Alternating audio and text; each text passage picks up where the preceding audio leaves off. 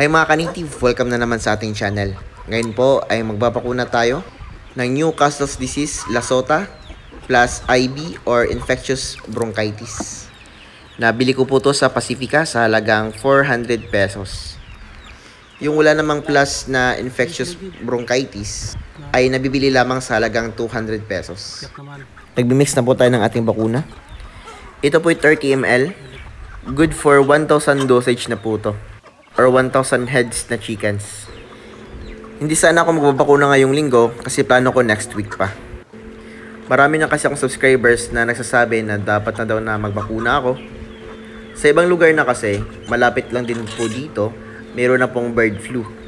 Yun po yung Aratay or Newcastle's disease. Kaya magbabakuna na tayo ngayon. Tumawag ako ng Resback, kasama ko si Pinoy Palaboy. Siya yung tutulungan sa pagbabakuna natin at paghuhuli sa mga alaga nating manok. Yung mga gamit ko po dito is electrical tape. Yun po yung ilalagay sa mga manok kapag natapos na sa pagbakuna. Parang tanda po, no, na nabakunahan na yung manok. Yung gagawin kong technique dito sa paghuhuli ng mga manok natin ay hindi ko po sila pinakain. Yung purpose kasi nun, madali po natin silang mahuli kasi lumalapit talaga sila sa atin. Yun po yung weakness nila para madaling mahuli. Tanghali na po to. Kaya gutom na talaga itong mga manok natin. Kapag busog kasi yung manok natin, hindi talaga yung lalapit sa atin. Pag busog na kasi yung manok, wala na po silang ibang gagawin kundi mag-meat na lang. Hindi katulad ng gutom sila, sa akin po sila pumupunta kaya nahuhuli ko agad sila. Isa sa pinakamahirap na part sa pagmamanok is yung pagbabakuna. Nakakapagod po talaga to kasi lahat ng manok natin ay huli natin at babakunahan talaga. Almost 3 years na akong hindi nagbabakuna at napakaswerte po natin kasi nga hindi po talaga tayo nadapuan ng aratay or bird flu sa ating manukan. Yung ginagawa ko kasi malinis palagi yung tubig natin at saka nagbibigay po tayo ng quality feeds at nagba-vitamins tayo palagi. Tapos yung may mga sakit ay ginagamot agad natin. Kasi pag hindi natin nagamot yun, baka lumala at magkaroon ng ibang sakit yung mga manok natin. Pwedeng coryza or baka yun pa yung maging cause ng aratay or pagkaubos ng mga manok natin. Kaya advice ko sa mga hindi nagbabakuna, kapag may sakit po yung manok nyo, huwag nyo pong palalain, gamutin nyo agad, i-isolate nyo. NCD po yung unang ginamit na vaccine natin. Pwede naman po ding coryza. Sa coryza, hindi naman basta-basta namamatay yung manok. Kaya natin gamutin yung may sakit na coryza sa gamit yung Panamox Caplet at Panamox Forte. Yung isang part ng video na ito ay pwede nyo mapanood sa Pinoy Palaboy. I-upload nila to baka bukas or ngayong week. Hindi po lahat ng manok dito ay binakunahan ko. Meron akong isang iniwan dito, di ko kasi mahuli. At gagawin din nating eksperimento na kapag nagbakuna ako dito, pwede bang mamatay yung hindi nabukunahan. So, i-update ko po kayo bukas about sa mga nabukunahan natin. Take note po, kapag may sakit po yung manok nyo, bawal pong bakunahan. Kasi baka mas stress pa ito lalo. At mga yayat at baka pwede niyang ikamatay. Pagkatapos nating magbakuna, nagbigay na po tayo ng pellets na may halong trigo. 5 kilos ng feeds yung ipapaubos ko dito sa mga manok natin ngayon. Sa pagbabakuna ng manok, pwede po tayong masugatan. Pero kahit nasugatan tayo, mahalin pa rin natin yung mga manok natin.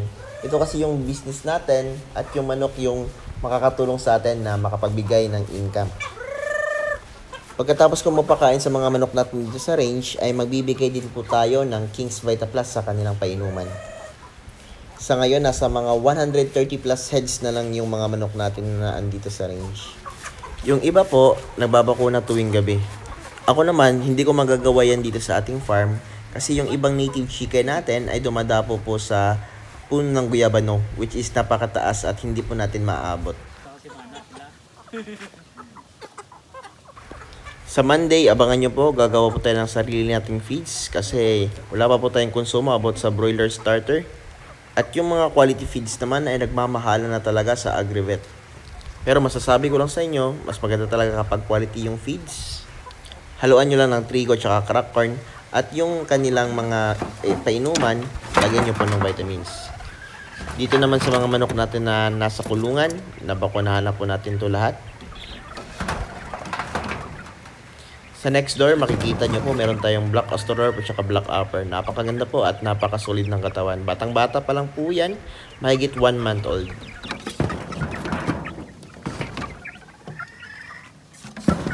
Dito naman sa kabila, yung ating pure native chicken. Nasa 6 to 7 weeks old na po itong mga ito. Sana sa 8 weeks old ay kompleto na po nila yung kanilang balahibo at healthy na sila para maibaba natin sa range. Dito naman meron tayong 4 na mga heritage na crosses. Dito sa kabila meron tayong mga roosters dito. Napakaganda po. Kasing edad lang po yan ng ating native chicks. Dito sa sunod na room, meron tayong 2 native chicks. Gusto ko lang sanang ibaba to sa ating range, kaso nga lang yung iba wala pa tayong balahibo. Ito naman si Jumbo. Napakabilis lang lumobo nitong manok na to. Ito po yung itsura ng King's Vita Plus Animal Feed Supplement. Yung presyo po ng isang pack na to nasa 80 pesos hanggang 90 pesos. Available na po yan kahit saang Arevit nationwide. Napapansin nyo po, meron pong electrical tape yung kanilang mga paa. Ibig sabihin niya na bakunahan na po sila. Yung iba naman, wala na po kasi nga tinutuka din po nila. Pero tinatandaan ko naman kasi alam ko yung itsura ng aking manok. Ito yung aking first batch. Napaka-healthy na po nila. Zero mortality po yan. Ibig sabihin, wala pong namamatay sa kanilang batch. Ito po yung babakuna natin sa kanila. Same pa rin. NCD, Lasota, plus IB. Pagkatapos mabakunahan ng mga sisiw natin, ay ilalagay natin sila dito sa ating number 2 brooding pen. Wala pa po yung beddings. Kasi po, mamayang gabi pa po kukunin yung ating second batch. So ito na, mag-start na ako ng bakuna sa ating mga sisiw. Sabi nila, 2 weeks old mahigit bago magbakuna nitong ating bakuna, no? Sa akin kasi, I want to make sure na wala po talagang kakapasok na bird flu dito sa ating manukan. Napakadelikado po pag inatake tayo ng bird flu. Malaki po yung tendency o malaki yung chance na mauubos talaga yung mga manok at sisiw natin. Alas 10 na po ito ng gabi pero patuloy pa rin tayo sa ating pagbabakuna. Yan po talaga yung pag-farming, no? Tuloy pa rin ang laban kahit gabi na. Pero pag nakabenta naman tayo nito, ay syempre, tiba-tiba din po tayo. Sa mata ko po nilalagay yung bakuna kasi pwede naman din po sa ilong. Yung mata kasi at saka ilong ay may connection. Kaya kahit saan lang po sa dalawa kayo maglagay, okay lang po yan. Dapat po palagi nalalamigan yung ating vaccine. Kasi kapag hindi po malamigan yung ating vaccine, baka hindi na po umepekto. Sayang po yung gastos natin, sayang din po yung ating effort. Mas madali pong bakunahan yung sisiw kumpara sa ating mga malalaking mga manok. Kasi hindi po sila masyadong mapwersa. Hindi po nakakapagod. Fast forward na lang tayo kasi nga napakarami pang babakunahan. Sana wala pa pong bird flu sa inyong lugar. Kasi napakadelikado din po ng pagbabaksin, no? Napaka-stressful po yan sa pagmamanok or sa mga manok natin. Tapos na natin mabakunahan itong mga first batch natin. Napaka-healthy na po nila. At saka ang lalaki na po nila. Napakabilis lang lumaki. Dito naman tayo sa ating second batch. Mga newly hatch. Yan, binakunahan na natin. Para sigurado pong hindi maubos yung mga sisiw natin. Yung mga breed po ng ating second batch, meron po yung pure brown decarb or decal brown. May pure na Rhode Island Red, pure na native chicken, tsaka may pure na black Australorp. So marami po yan, no?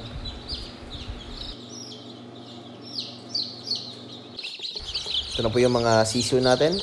Natapos na po natin silang bakunahan lahat ng NCD, Lasota, plus IB.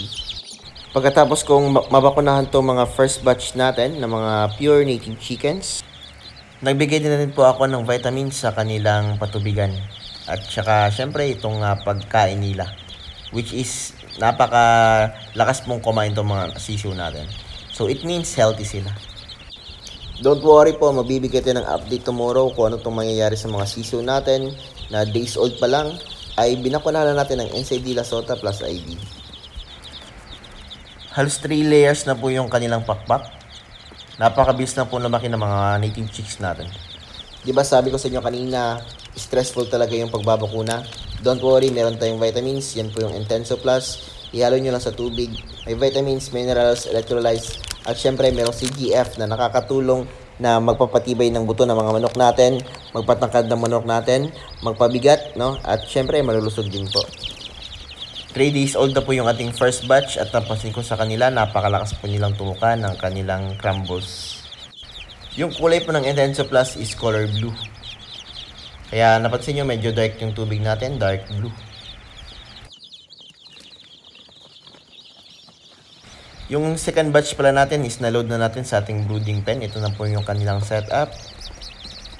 Yan, meron dalawang pa inuman, may 3 pagkainan.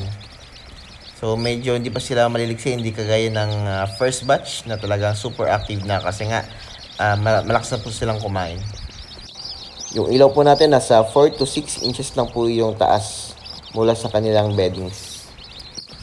Pag nasobrahan kasi sa init yung mga sisiw natin, baka mag-heat stroke po at mamatay lang po yung sisiw, sayang naman. So after tayo magbakuna, nagpapakain po talaga tayo ng ating mga sisiw at saka nagpapainom ng magagandang tubig, no? Magandang tubig kasi nga merong vitamins.